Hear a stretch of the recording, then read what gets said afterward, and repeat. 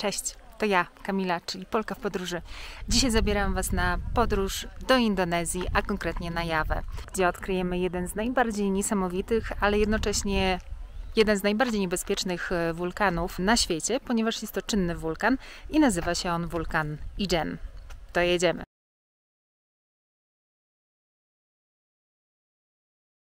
Wulkan Ijen znajduje się we wschodniej części Jawy.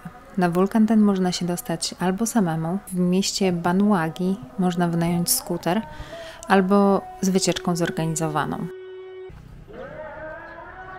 W obydwu opcjach droga z Banyuwangi do wejścia do Parku Narodowego Ijen zajmuje około 1,5 do 2 godzin. Park otwierany jest około 2 w nocy i o tej właśnie godzinie rozpoczyna się trekking mojej grupy na szczyt wulkanu. Kilometers to Koinka. After we arrive at the Blue Fire area, we need to spend time at the place around 10 until 15 minutes because the place is still dangerous, you know, about the smoke toxic and so on.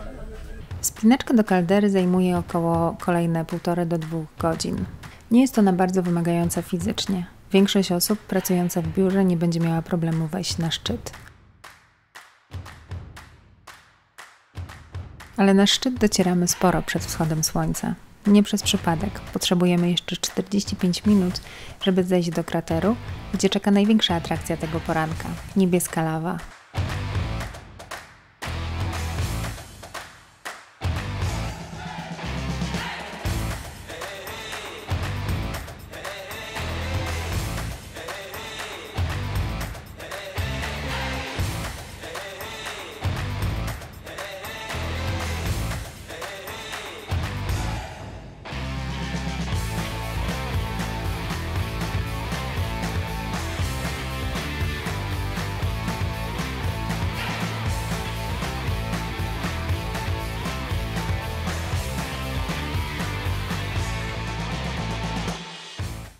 No cóż, wstawanie o północy miało jakiś sens. Jest to absolutnie przepiękne miejsce. Udało nam się jako jednej z pierwszych grup dojść do niebieskiej lawy, Blue Fire, tutaj w kraterze kaldery tego wulkanu Ijen. Nigdy czegoś takiego nie widziałam i naprawdę niesamowita sprawa. Na wschód słońca udało nam się coś tam zobaczyć. Obecnie niestety kaldera wulkanu wygląda tak, czyli nie wygląda. Natomiast w międzyczasie, jak wchodziliśmy tutaj na sam szczyt, to udało mi się zrobić kilka ujęć niebieskiego jeziora. Z drugiej strony kaldery jest kawałek chyba stożka góry Ijen. Góra to ma w ogóle 2769 metrów bodajże. Pogoda jest jaka jest. Najlepszy czas, żeby tutaj przyjechać i mieć jakby gwarantowane widoki, to są wakacje, czyli czerwiec, lipiec, sierpień. Natomiast wtedy ilość turystów, którzy tutaj przyjeżdżają, bo wszyscy wtedy przyjeżdżają, wiadomo, zwiększa się do około 10 000 osób dziennie.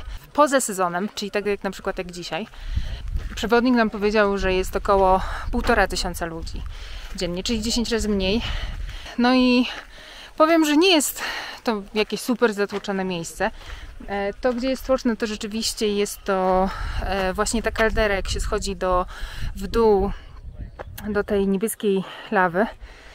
Ponieważ tam jest wąska ścieżka, to co zajmuje więcej czasu to jest wejście pod górę, dlatego że ci, którzy schodzą w dół, mają pierwszeństwo, a później, no tą godzinkę później powiedzmy, było naprawdę dużo osób, które schodziły. Przy tej niewielkiej ilości turystów naprawdę zajęło nam sporo czasu, żeby wejść pod górę, bo praktycznie cały czas trzeba stać i jakby przepuszczać ludzi, którzy schodzą w dół. Dlatego, że ta niebieska lawa jest widoczna no tylko w nocy. Właśnie dlatego między innymi tak wcześnie się tutaj wyrusza. Nie wiem, czy gdzieś indziej jest na świecie miejsce, w którym można tą niebieską lawę zobaczyć. Nie doczytałam się. Jak wiecie, to załączcie w komentarzach. To chętnie się dowiem. To miejsce to jest właśnie kopalnia siarki. To jest dym, który się właśnie wydobywa z tej kopalni i właśnie tam się schodzi w dół około 40 minut. żeby zobaczyć niebieską lawę.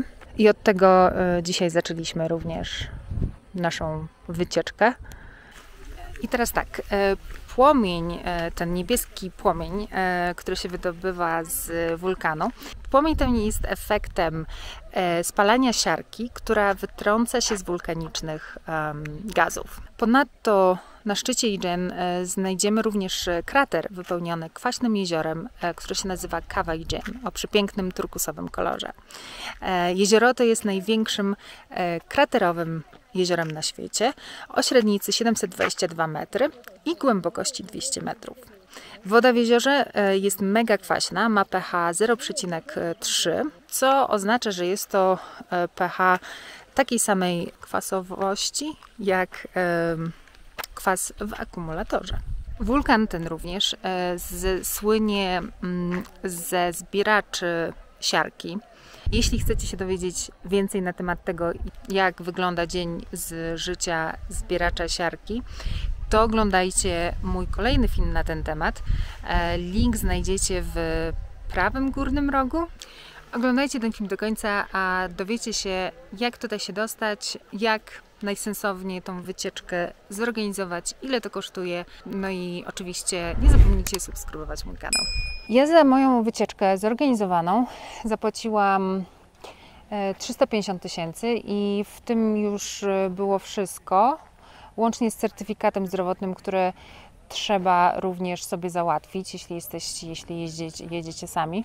Jeśli ktoś nie jeździł na skuterze, to nie polecam przyjeżdżać tutaj samemu. Droga jest bardzo stroma, kręta, chwilami nie jest dobrej jakości.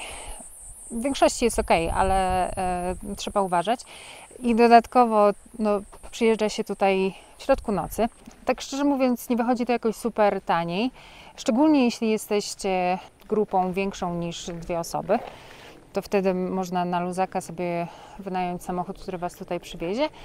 Z przewodnikiem lub bez. Jeśli chodzi o koszty, to z tego co widziałam, wynajęcie skutera kosztuje około 150 000. Wejście od osoby do samego Parku Narodowego kosztuje 100 000 rupii, czyli jakieś 25 zł w dni powszednie. W weekendy wejście kosztuje 150 000 od osoby.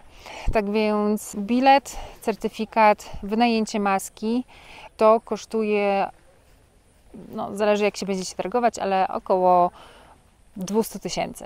Dla tych, którzy na Jawę się nie wybierają jako tako, to organizowane są z Bali wycieczki takie 1-2-dniowe. Wyjeżdża się wieczorem, żeby być tutaj na jakąś 2 rano i o 2 rano zaczyna się wchodzić na wulkan.